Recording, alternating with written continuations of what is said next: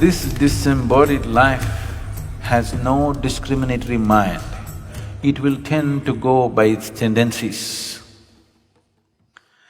Whatever karmic substance which is still not dissolved, which will form a certain type of tendency, will drive it in certain directions.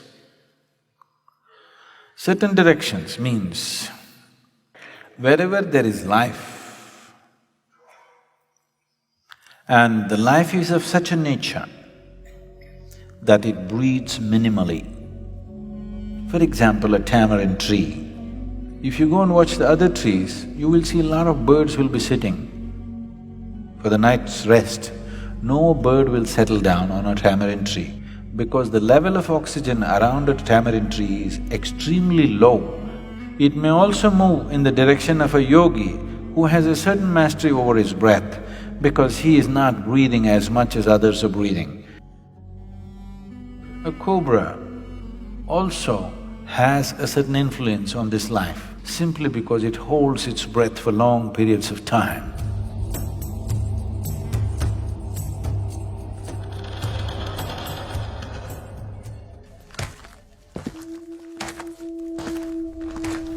There are hundreds of people who think they are possessed and all this. There is a science like that. One can use energies negatively to cause harm to somebody else. It's mostly receded, very little of that is happening. But if you live in certain areas, certain parts of the country, this is very rampant. One thing is, if you have such impacts, you come and sit in the sphere of Dhyana Linga,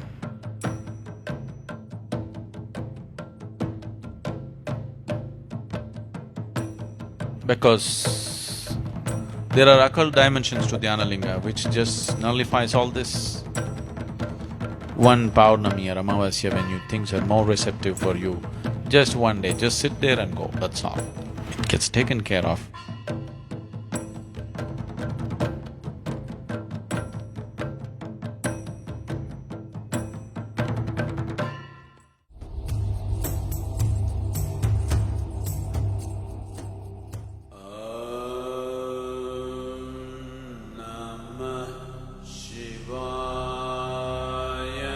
Your physical body is something that you have loaned from the planet on which you're living.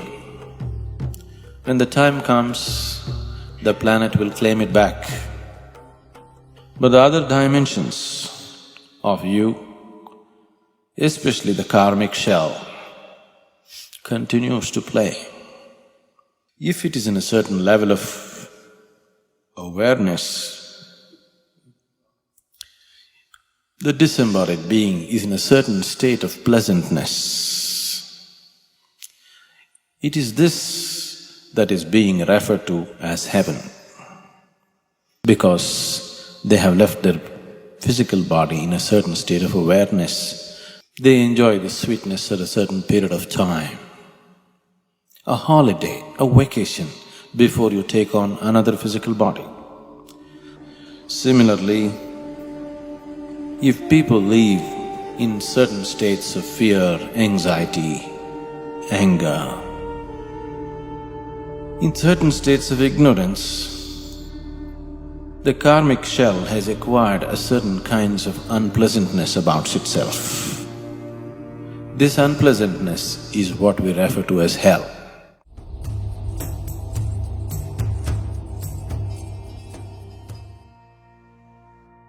Normally when somebody dies, we say, this person is no more.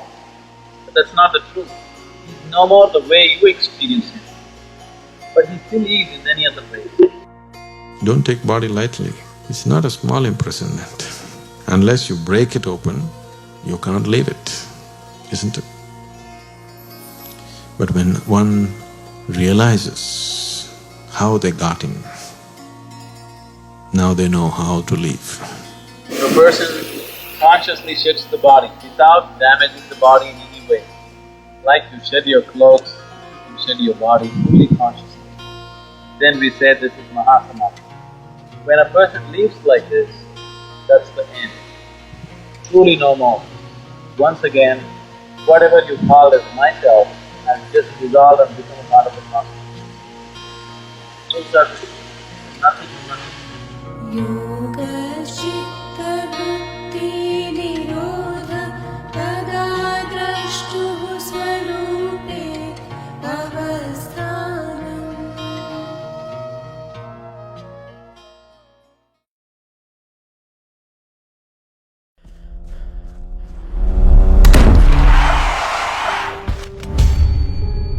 What happens to dead people? Do they become ghosts? Do they haunt houses? Do they possess you? Sadhguru demystifies the dead. When a person dies and his information is not done, his prarabdha is not done, then life is still vibrant, but body is gone. Whatever karmic substance which is still not dissolved, which will form a certain type of tendency, will drive it in certain directions.